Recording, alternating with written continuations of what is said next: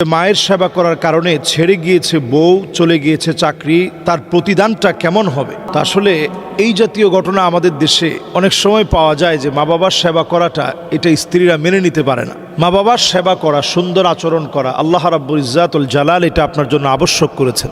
কোরআনুল কারীম আল্লাহ রাব্বুল আলামিন বলেছেন, ওয়া কাদা রাব্বুকা আল্লা তা'বুদু ইল্লা ইয়্যাহ ওয়া বিল ওয়ালিদাইনি ইহসানা। এই যে ইহসানা, এই শব্দটা এটা অনেক সময় আমরা বুঝি না। ইহসান হচ্ছে ওই বিষয়ের নাম যেটা আপনাকে এমন একটা দায়িত্ব আল্লাহ তাআলা দিয়েছেন যেটা করলে প্রতিদান আল্লাহ আপনাকে দিবেন। হাল জাযাউল ইহসান ইল্লাল ইহসান। ইহসানের প্রতিদান, কাউকে আপনি অনুগ্রহ করলেন, এই অনুগ্রহের প্রতিদান আল্লাহ রাব্বুল আলামিন স্বয়ং নিজে দান করবেন। তাহলে অনুগ্রহ করা, মা বাবার সাথে সুন্দর আচরণ করা, তাদের দিকে রহমের দৃষ্টিতে নজর খাই করা, এটি অত্যন্ত সওয়াবের কাজ।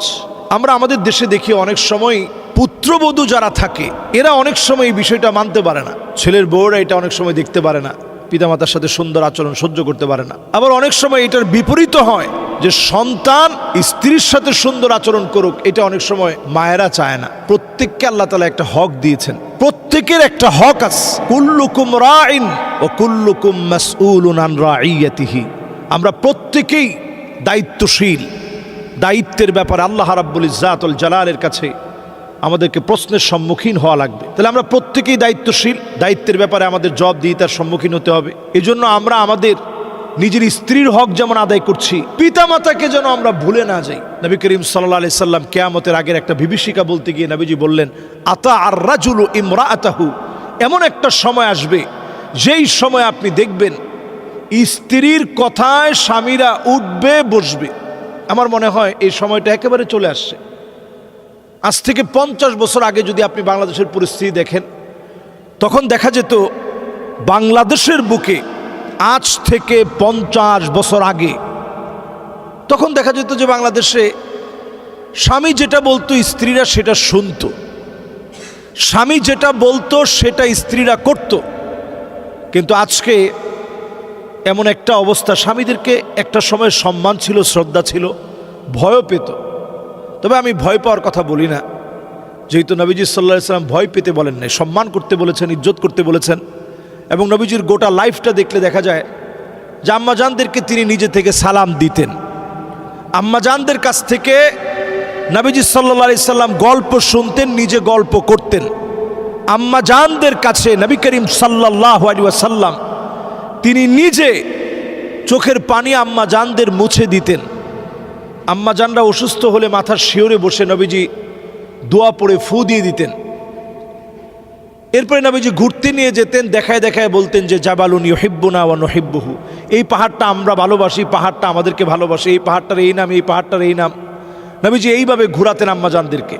তাহলে এই বিষয়গুলো নবীজির রেখে যাওয়া সুন্নাহ। স্ত্রীর হকটাকে ইনশিওর করা, এটা যেমন আমাদের জন্য দায়িত্ব, মা বাবার সঙ্গে সুন্দর আচরণ করা এটাও দায়িত্ব। আপনি স্ত্রীর সাথে পরামর্শ করেন, ইসলাম নিষেধ করে নাই। কিন্তু এর পরের অংশে নবীজি বললেন আক্কা উম্মাহু, মায়ের সঙ্গে খারাপ আচরণ করা হবে। তাহলে কীরকম খারাপ আচরণ আপনি চিন্তা করেন। মায়ের সেবা করার কারণে বউ ছেড়ে চলে গেছে, চাকরি পর্যন্ত চলে গেছে। এই যে একটা বিভীষিকা আমাদের দেশে, এই জাতীয় নিউজগুলো অনেক সময় প্রচার করতে আমাদের কাছে এতটা লজ্জা লাগে যে বাংলাদেশে আমরা এখন দেখি যে মায়ের সেবা করার কারণে চাকরি চলে যায়। এরপরে নবীজি সাল্লাল্লাহু আলাইহি সাল্লাম বলছেন আকসা আবাহু, বাপকে দূর দূর করে তাড়ায় দিবে। আমরা এমন দৃশ্য বাংলাদেশে দেখেছি, মাকে গোয়াল ঘরে সন্তান রেখে দিয়েছে। এগুলো কিয়ামতের আলামত। এগুলোর কারণে জমিনের ভিতরে আযাব আসে। ফালিয়ারতাকিবু ইনদা যালিকা রিহান হামরা, চতুর্দিক থেকে আগুনের গোলাগুলো পৃথিবীর দিকে আসে, জালজালা ভূমিকম্প আসে, খাসফান ওয়া মাসখা, আকাশ থেকে পাথর বৃষ্টি আসে, জমিনের ভিতরে ভূমিধস হয়। এইরকম অনাচারের কারণে, এরকম দুরাচারের কারণে পিতামাতার সাথে সম্মান সূচক আচরণ করেন। ও সাহিবুহুমা ফিদ দুনিয়া মারুফা, যদিও তারা মুশরিকা হয়, আপনি ঈমান আনছেন, তারা ঈমান আনে নাই, তারা জানিয়া হয়, তারা চরিত্রবান না হয়, তারপরও আপনার সুন্দর আচরণ করতে হবে। খারাপ আচরণ করার কোনো সুযোগ ইসলাম আপনাকে দেয় নাই। যদি তারা সন্তুষ্ট থাকে, আল্লাহ পাক আপনার উপর সন্তুষ্ট থাকবেন। এজন্য আমরা যুবকদেরকে সহ যত লোক আমরা পিতা মাতার সঙ্গে খারাপ ব্যবহার করে ফেলেছে, হাত ধরে মাফ চেয়ে নেন। সবাই হাত ধরে আল্লাহর হস্তে পিতামাতার কাছে মাফ চেয়ে নেন। পিতামাতা যদি বেজার থাকে, আপনার ইবাদত বন্দিকে লাভ হবে না, সার্টিফিকেট আপনার কোনো লাভে আসবে না। জীবনে কোনো না কোনো জায়গায় গিয়ে আপনি ধরা পড়ে যাবেন। এই পৃথিবীতে শ্রেষ্ঠ হয়েছে এমন একজনের নজির আপনি পাবেন না যে পিতামাতার সাথে বেয়াদবি করেছে। পিতামাতার কাছ থেকে দোয়া নেন, পিতামাতার দোয়ায় আপনি বড় হবেন, আল্লাহ আপনাকে শ্রেষ্ঠত্ব দিবে। আল্লাহ তাআলা পিতামাতার সাথে সুন্দরতম আচরণ করার তৌফিক দান করুক। ওয়াকফিদ লাহুমা জানাহা যুল্লি মিনার রাহমা, মাথাটা নোয়া ঘাটটাকে অবনত করে দিয়ে পিতামাতার সাথে সুন্দর আচরণ করার তৌফিক আল্লাহ তাআলা আমাদেরকে দান করুক।